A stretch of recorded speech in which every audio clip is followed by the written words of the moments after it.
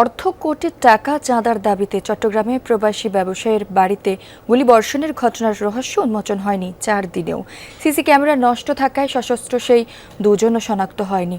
ঘটনার ধরন দেখে তারা শীর্ষ সন্ত্রাসী সাজ্জাদ খানের সহযোগী বলে সন্দেহ পুলিশের। এদিকে একের পর এক এমন ঘটনায় আতঙ্ক বাড়ছে চট্টগ্রামে। 45 বছর ধরে কোটি মানুষের আস্থায় পাইপের বস আরএফএল পাইপ।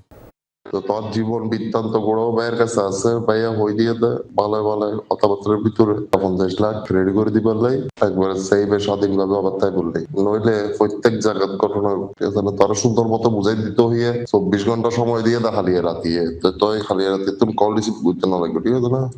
ফোনে 50 লাখ টাকা চাঁদা দাবির কয়েক ঘন্টার মধ্যেই চট্টগ্রাম নগরীর হামজারবাগে এই ভবন লক্ষ্য করে 2 রাউন্ড গুলি ছোড়ে দুর্বৃত্তরা, যার চিহ্ন এখনো স্পষ্ট ভবনটির মূল ফটকে। ঘটনাটি ঘটে সোমবার রাতে। ভবনের নিরাপত্তা কর্মী জানান 2 যুবক এসে প্রথমে বাড়ির মালিকের খোঁজ নেন, পরে ভবনের গেট বন্ধ করতে বলে। এরপরই ভবন লক্ষ্য করে গুলি করে পালিয়ে যায় তারা। আমরা বলছিলাম এখন সকল বই হলো ওয়াফার দেয় না, না জানি জমিদার আমি না জানি ওদের এখানে ওই আন্তর্ভাগত ঘটনা হয়েছে। এখানে মানে গেটটা বাঁধি দিও আগে গেট মানে ইঞ্জিতে গেট এই দু আগে গেট বাঁধি গেট বাঁধে আনি থাকছে আনি তারা ফট করে নিয়ে নিয়ে দুম দুম গুলি করে গিয়ে। ভবনটির মালিক মোহাম্মদ ইউসুফ, তার 2 ছেলে প্রবাসী ব্যবসায়ী। তিনি জানান ছেলের কাছে 50 লাখ টাকার চাঁদা দাবির বিষয়টি প্রথমে তেমন গুরুত্ব দেয়নি, তবে বাড়িতে গুলির পর এখন আতঙ্কে পরিবারটি।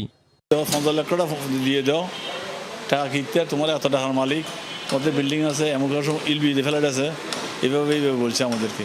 তো আমরা তো লিগেল আছে, আমরা কি করছি না আমরা এখানে আমরা কষ্ট করছি। আমি বিদেশে ছিলাম, আমার 40 বছর আমি সৌদি আরব ছিলাম। আমার কষ্টের ফসল এগুলো বয়স দিছিল, এই বয়সে আমাকে ফোয়া করে এরকম কথা এই শুনে কী বলে 50 লাখ টাকা দেওয়ার জন্য, মানে এরকম আমাদের এখানে।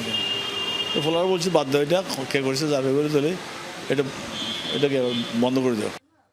পলাতক শীর্ষ সন্ত্রাসী বড় সাজ্জাদের সহযোগীরা সম্প্রতি চট্টগ্রামে একাধিকবার এমন ঘটনা ঘটিয়েছে। এবার হামজারবাগে একই ধরনের ঘটনায় আতঙ্কিত এলাকার মানুষ। আমরা পাশাপাশি থাকি, ভবনে থাকি, প্লাস আমার মেডিসিনের দোকানটা পাশাপাশি, অবশ্যই আতঙ্কিত আছে, আমরা ভয়ে আছি। এটা আইনশৃঙ্খলার অবনতি না, আইনশৃঙ্খলার অবনতি না হলে কেমন। আর যারা অপরাধী আজ পর্যন্ত কোনো অপরাধীর কি বিচার হচ্ছে? সবার মনের মধ্যে ভয় হচ্ছে, কারণ আমাদের বাসায় এসে আমাদেরকে গুলি করে বসে। সবার মনের মধ্যে ভয় ভয় কাজ করতেছে। কালকে যেভাবে ওদেরকে গুলি করে গেছে, এটা একটা ভয়ঙ্কর ব্যাপার। পুলিশের দাবি, হুমকি দেওয়ার ধরন ও কৌশল অনেকটাই মিলে যাচ্ছে বড় সাজ্জাদ গ্রুপের চাঁদাবাজির পদ্ধতির সঙ্গে। যদিও হামজারবাগের ঘটনায় এখনো কাউকে শনাক্ত করা যায়নি, অন্ধকার থাকায় সিসি ফুটেজও নেই। এটা সাজ্জাদ বা সাজ্জাদের গ্রুপের নামটা তো ঘুরে ফিরে আসতেছে। মোবাইলে ফোন করে চাঁদা দাবি নতুন কোনো কিছু না, এটা সারা দেশে এটা হচ্ছে, বিভিন্ন জায়গায় আমাদের সিম্পিত হয়েছে। যারা অপরাধী বা যারা ঘটনা ঘটিয়েছে তাদেরকে চিহ্নিত করে গ্রেপ্তারের জন্য আমাদের জোর তৎপরতা চলছে।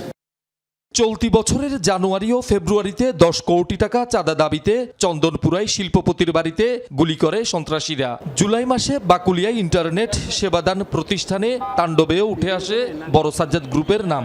ওই ঘটনায় গ্রেপ্তার হয় সাজ্জাদের সহযোগী শীর্ষ সন্ত্রাসী ডেভিড ইমন। শহীদুল সুমন, যমুনা নিউজ, চট্টগ্রাম।